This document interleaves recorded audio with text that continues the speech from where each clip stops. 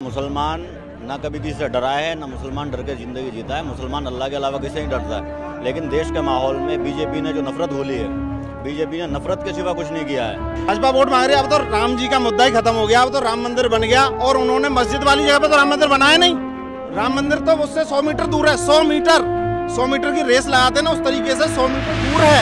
उस मस्जिद वाली जगह पर राम मंदिर नहीं है। कभी कहते हैं मथुरा को दे दो, कभी कहते हैं काशी को दे दो। मुसलमान डरा हुआ है, हवाई नहीं होने वाला। कोई भी सरकार की तरफ से या पार्टी की तरफ से उनका कुछ लगाने को तैयार नहीं है।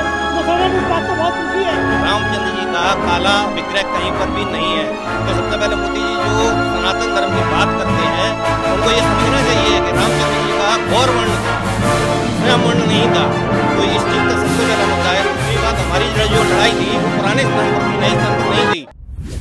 2024 के चुनाव का बिगुल बज चुका है और 2024 के चुनाव के लिए तमाम तरीके से राजनीतिक पार्टियां जो हैं तैयार हो चुकी हैं। जहां इंडिया गठबंधन की बड़ी झलक उत्तर प्रदेश से देखने को मिलेगी, जहां से अखिलेश यादव आज भारत जोड़ो न्याय यात्रा में जुड़ने जा रहे हैं, जिसकी तमाम तस्वीरें सामने होंगी। और राहुल गांधी जो हैं मणिपुर से लेकर के खासतौर पर अलीगढ़ से होते हुए हाथरस और हाथरस से आगरा की तरफ बढ़ रहे हैं। ऐसे में तमाम समर्थक जो हैं वो यहाँ मौजूद हैं। समाजवादी पार्टी के कार्यकर्ता भी मौजूद हैं, कांग्रेस के कार्यकर्ता भी मौजूद हैं और आम जनमानस के वो लोग भी हैं जो इस सरकार से इतना त्रस्त हो चुके हैं। ना रोजगार की बात हो रही है, ना ही किसी चीज की बात हो रही है।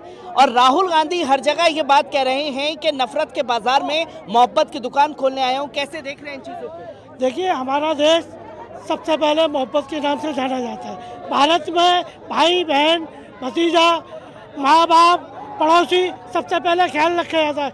ये देश भारत इसी का नाम है। जितनी मोहब्बत करोगे उतनी बार भारत का नाम सामने आएगा। भारत एक दूसरे का ख्याल रखने वाला, भारत के साथ में जो भी अच्छा करेगा भारत उसको याद रखता है। जैसे राहुल गांधी आज सड़कों पर निकले हैं लोगों की सहायता के लिए, लोगों की न्याय के लिए, लोगों की मदद के लिए। लोग राहुल गांधी से विशेष प्यार कर रहे हैं, विशेष मोहब्बत कर रहे हैं। आगामी लोकसभा चुनाव 2024 में लोगों की तमन्ना है कि राहुल गांधी को प्रधानमंत्री देखना चाहते हैं, क्योंकि लोगों के दुख दर्द में राहुल गांधी काम आ रहे हैं। और लोग ये चाह रहे हैं कि अब हमारा साथ कोई दे, तो वो देने वाली चीज़ राहुल गांधी नजर आ रहा है। बाकी तो चारों तरफ देश के अंदर नफरत की आग लगा रखी है। लोग पड़ोसी को सच्ची नज़र से देखता है, क्योंकि पड़ोसी में एक ऐसी व्यवस्था पैदा कर दी है क्योंकि लोग विश्वास खो चुके हैं कि ये मुझसे किस तरह से चाहता है, कैसे चाहता है, मैं इससे मदद मांगूँ, ये मुझे करेगा या नहीं। क्योंकि एक राहुल गांधी एक ऐसा दिखाई दे रहा है जिससे मोहब्बत दोबारा कायम हो सकती है। देश पुराना भारत हिंदुस्तान बन सकता है। लोग ये चाह रहे हैं कि 2024 में कांग्रेस पूर्ण बहुमत की सरकार बनाए और जो इंडिया गठबंधन है इसको भी बहुत अच्छी तरीके से लोग देख रहे हैं, बड़े प्यार से इसको समझ रहे हैं। लोग चाह रहे हैं कि इसमें हमारी सहायता, हमारी मोहब्बत, हमारा भाईचारा, हमारा देश इसी के बलबूते बचेगा और इस बलबूते पर देश बचेगा। मैं आपसे भी जानना चाहूँगा, जैसे राहुल गांधी को लेकर के कहा जा रहा है कि प्रधानमंत्री बनने के लिए उन्हें प्रधानमंत्री बनना चाहिए, पर राहुल गांधी साफ तौर पर कह रहे हैं कि मैं प्रधानमंत्री नहीं बनना चाहता, मैं इस देश से नफरत मिटाना चाहता हूं। तो कैसे देख रहे हैं इन चीजों को? देखिए, राहुल गांधी हमारे देश के बहुत ही सच्चे और ईमानदार नेता हैं, जिनको जगह जगह पर भारत जोड़ो न्याय यात्रा में भी जगह जगह पर ढेर सारा प्यार जनता का मिल रहा है। और इस जनता के प्यार के कारण और विरोधी पार्टियां जो भी हैं वो बौखलाई हुई हैं इस समय, लेकिन जनता का प्यार अखाड़त नहीं जाएगा। ये सरकार बनाने में बहुत ही सक्षम होगा और बहुत ही मैंडेट के साथ में कांग्रेस सरकार आने वाली है।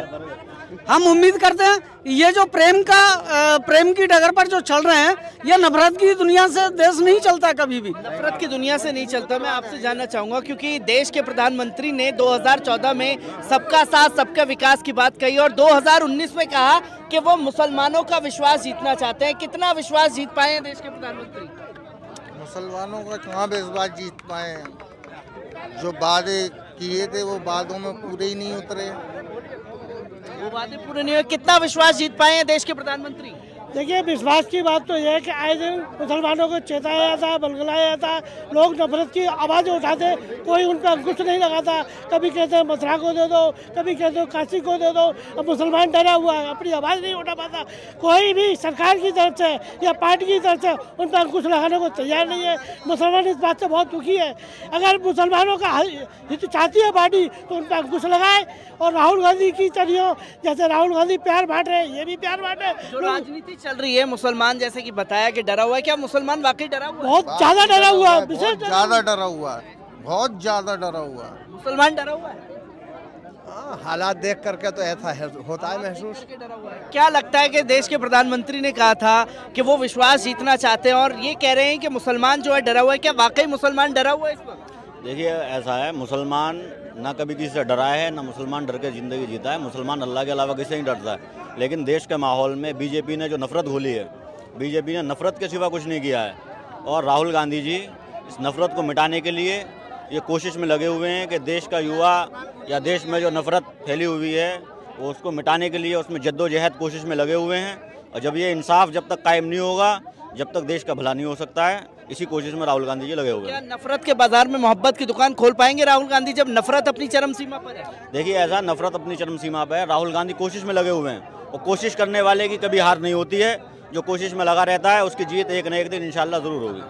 क्या लगता है, मोहब्बत की दुकान खुल पाएगी राहुल गांधी जो मोहब्बत की दुकान खोलना चाहते हैं? बिल्कुल खुल पाएगी। दिक्कत क्या हो रही है ना, हमारी मतलब कांग्रेस के अंदर जब से बीजेपी सरकार आई है, जब से एक ही दिक्कत हो रही है, सिर्फ और सिर्फ क्योंकि विरोध नहीं कर पा रही है सामने वाले। जब 350 का सिलेंडर था तो स्मृति ईरानी दिल्ली के करोल बाग में और अपना सिलेंडर लेके जाती थी, चूड़ियाँ तोड़ती थी। आज कांग्रेस के अंदर कोई ऐसा नहीं है, मैं खिलाफ नहीं बोल रहा हूँ, मैं सच्चाई बोल रहा हूँ। मतलब कांग्रेस में जितने भी नेता आ रहे हैं ना, आज कोई भी दिल्ली के अंदर सिलेंडर लेके नहीं आ रहा कि 1100 रुपये का है या 1000 रुपये का है।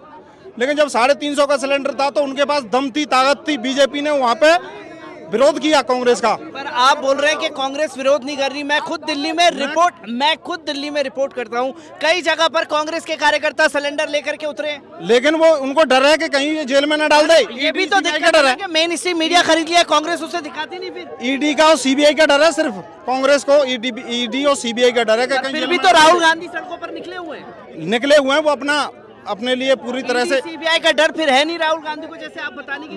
मैं दिल्ली की बात कर रहा हूँ। दिल्ली में कोई भी पार्टी अगर निकलती है, सिलेंडर नहीं निकाल के लेके आ रहे। आज स्मृति ईरानी उस समय चूड़ियाँ तोड़ती थी और सिलेंडर लेके निकलती थी। आज कहाँ कोई भी पार्टी में कोई निकलता है? आज वो अन्ना आंदोलन चला था, उस तरीके से कोई आंदोलन हो रहा है? किसी के विरोध प्रदर्शन में कोई आ रहा है प्रदर्शन में? जेल किसान सड़कों पर है तो गोलियां मारी जा रही है। पहले तो कांग्रेस ने कभी गोलियां नहीं चलाई। कांग्रेस ने गोलियां नहीं चलाई, उसमें किसान सड़कों पे। कांग्रेस में इंदिरा गांधी की आत्महत्या हुई थी, उस समय गोली नहीं चली थी। सन 84 में गोली नहीं चली थी। सन 84 में गोली चली थी। अभी के हालात को लेकर के बात हो जा रही है। इतिहास के पन्नों में तो भाजपा ने भी कई गलतियां करी है। मणिपुर पे भाजपा नहीं बोल रही, गुजरात दंगे की फाइल बंद करवा दी गई। तो ये तो आप एडिटर, आप जर्नलिस्ट हो, आप जाओ ना मोदी से पूछिए, आप खुद सवाल। आम जनता मोदी जी ने तो ये तो पोस्टर आपके ऊपर, मोदी जी ने तो पोस्टर लगा रखे हैं उत्तर प्रदेश में लगे हुए हैं, जो राम को लाए उनको लाएंगे। जो क्या इससे पहले राम जी नहीं थे? जो गोदी मीडिया है, गोदी मीडिया को जाना चाहिए। गोदी मीडिया को जाना चाहिए। उसमें गोदी मीडिया के फुल फॉर्म में मोदी की जबान बाहर निकाल के लानी चाहिए, नायक फिल्म अनिल कपूर जैसी। आप सवाल नहीं सुन पाए शायद। मैं ये कह रहा हूँ कि पूरे उत्तर प्रदेश में पोस्टर बैनर लगे हैं, जो राम को लाए हैं हम उनको लाएंगे। क्या इससे पहले राम जी नहीं थे? राम जी थे। अब तो राम जी का मुद्दा ही खत्म हो गया। क्यों खत्म हो गया? भाजपा तो वोट इसी पे मांग रही है। भाजपा वोट मांग रही है। अब तो राम जी का मुद्दा ही खत्म हो गया। अब तो राम मंदिर बन गया, और उन्होंने मस्जिद वाली जगह पे तो राम मंदिर बनाया नहीं। राम मंदिर तो उससे 100 मीटर दूर है। 100 मीटर की रेस लगाते ना, उस तरीके से 100 मीटर दूर है। उस मस्जिद वाली जगह पर राम मंदिर नहीं है। ये मैं आपके लिए क्लियर कर दूं। अर्धनिर्मित मंदिर है, अर्धनिर्मित मंदिर है। अर्धनिर्मित मंदिर में कैसे स्थापना हो सकती है? जो मंदिर पूरी तरह से निर्मित ही नहीं हुआ है, वहाँ पर स्थापना करने का मतलब क्या है? और दूसरी बात, हमारी लड़ाई जो थी वो पुराने राम मंदिर के लिए थी। पुराना विग्रह था जो राम जी का, उसके लिए थी। हमें नवीन विग्रह नहीं चाहिए। और पूरे विश्व में जहाँ तक ये दुनिया कायम है, रामचंद्र जी का काला विग्रह कहीं पर भी नहीं है। तो सबसे पहले मोदी जी जो सनातन धर्म की बात करते हैं, उनको ये समझना चाहिए कि रामचंद्र जी का गौर वर्ण था, स्वयं वर्ण नहीं था। तो इस चीज़ का सबसे पहला मुद्दा है। दूसरी बात, हमारी जो लड़ाई थी वो पुराने स्थान पर थी, नए स्थान पर नहीं थी। तो कुल मिलाकर के ये राजनीतिक फंडा है, युवाओं को और देश को बेवकूफ़ बनाने का है, जुमला है। जैसे इन्होंने 15 लाख का और युवाओं को बेरोजगार का ये दिया था, उसी तरह से ये जुमला है और कुछ नहीं है इसके अलावा। तो क्या मोदी जी इस पर वोट बटोर पाएंगे राम मंदिर के नाम पर? क्योंकि मोदी जी वोट बटोर पाएंगे। देश में सबसे अच्छा प्रधानमंत्री जो है वो नरेंद्र मोदी जी हैं। पांच अच्छाई गिनाइए। एक सेकंड। पांच अच्छे प्रधानमंत्री नरेंद्र मोदी क्यों हैं? पांच अच्छाई, सबसे अच्छाई, पांच अच्छाई। देश में सबसे अच्छे प्रधानमंत्री नरेंद्र मोदी क्यों हैं? क्योंकि पांच अच्छाई। सबसे अच्छा झूठ बोलने वाले देश के प्रधानमंत्री नरेंद्र मोदी। ये अच्छाई सबसे यस, सबसे अच्छा देश में झूठ बोलने वाले नरेंद्र मोदी लोगों के। मैं तो ये कहता हूँ राहुल गांधी जी को हमारे गाँव में जाटव बस्ती है, जाटव शेड्यूल कास्ट, उनके मोहल्ले में 2 महीने रह लेने देना चाहिए। और हमारे सादाबाद में जो कुरैशी हैं उनको झूठ बोलना और थोड़ा सा मतलब कुरैशियों की भाषा होती है ना, बोलने का स्टाइल, लहजा, राहुल गांधी को सादाबाद में और वहाँ पे रहना चाहिए। क्योंकि मोदी जी को टक्कर जब ही दे सकते हैं, अभी नहीं दे सकते क्योंकि वो झूठ नहीं बोल पा रहे। जो सच्चा इंसान होता है वो कभी झूठ नहीं बोल सकता। ये देश मोहब्बत से चलता है, मोहब्बत का देश है, सांप्रदायिकता से नहीं चलता है। यहाँ नफरत की राजनीति नहीं चलेगी। हिंदू धर्म और मुसलमान धर्म को आप लड़वाएंगे जैसे कि अंग्रेजों की राजनीति थी कि फूट डालो और राज करो। मोदी जी उन्हीं के चेले हैं, उन्हीं के पद चिन्हों पर चल रहे हैं। क्योंकि ये सावरकर के ग्रुप के लोग हैं। 60 रुपये प्रति महीना अंग्रेजों से पेंशन लेने वाले लोग हैं ये। तो जो 60 रुपया महीना अंग्रेजों की दलाली करके पेंशन लेते थे वो हमें क्या बताएंगे, वो देश को कहाँ ले जा रहे हैं। 70 साल में कांग्रेस ने जितना विकास किया है, जितना योगदान आज आगे ले जाने पर किया है, आज आप जीडीपी की स्थिति देखिए कहाँ पर जाकर के हम पहुँचे हैं। और मोदी जी क्या बोलते हैं, हमारी वित्त मंत्री क्या बोलती है, मैं लहसुन नहीं खाती हूँ तो मुझे लहसुन का भाव पता नहीं है, मेरे घर में प्याज नहीं आता। तो बाकी के लोग जो खाते हैं, बाकी का जो 125 करोड़ की 140 करोड़ की आबादी है हिंदुस्तान की, वो आबादी नहीं है क्या? तो वित्त मंत्री जी हैं या प्रधानमंत्री जी हैं, इनका सारा झूठ का पुलंदा है और झूठ की सरकार है ये। जनता को गुमराह करना बंद करें। और यदि माजदा है, मैं सादाबाद की भूमि से निशांत अग्रवाल खुले शब्दों में चुनौती देता हूं, यदि मोदी जी में हिम्मत है तो मुद्दों पर चुनाव करें। जो मुद्दे की बातें हैं उन पर चुनाव करें, जनता की जो मांगे हैं, जनता के जो मुद्दे हैं उन पर चुनाव करें और बिना ईवीएम को चुनाव करें। मैं इन्हें चेतावनी देता हूं, मैं उन्हें चुनौती देता हूं कि राहुल गांधी के सामने से चुनाव लड़ें। मैं गारंटी लेता हूं कि अगर वो जीत के दिखाएंगे तो मैं अपना नाम बदल दूंगा। मैं निशांत अग्रवाल खुले शब्दों में चुनौती देता हूं मोदी जी। मैं ये जानना चाहूंगा क्योंकि देश के प्रधानमंत्री तो साफ तौर पर कह रहे हैं कि जो उत्तर प्रदेश की जनता है या देश की जनता है उनसे हमने कभी हॉस्पिटल का वादा नहीं किया, कॉलेज स्कूल का वादा नहीं किया, हमने राम मंदिर का वादा किया था वो तो दे दिया। 2 करोड़ युवाओं को रोजगार का वादा किसका था? 2 करोड़ युवाओं को रोजगार का वादा इन्हीं का था ना। और देश को हर किसान के हवाई जहाज की यात्रा का किसका वादा था? ये सारे वादे नरेंद्र मोदी जी के ही थे। क्या हुआ? 15-15 लाख रुपए कहाँ गए? सर सही कह रहे हैं, लेकिन अभी मैं हर हफ्ते अप डाउन करता हूँ दिल्ली से, और मैं एक ट्रेन के बॉक्स जो जनरल बोगी है उसमें बैठ के जाता हूँ। वहाँ पे 1500 लोग बैठ के जाते हैं साथ में, तो डिस्कस करते हैं। तो नरेंद्र मोदी जी को ये रेल मंत्रालय को क्या आन पड़ी? अभी लेटेस्ट पिछले 5 दिन हुए हैं, रेल का किराया क्यों उठा दिया?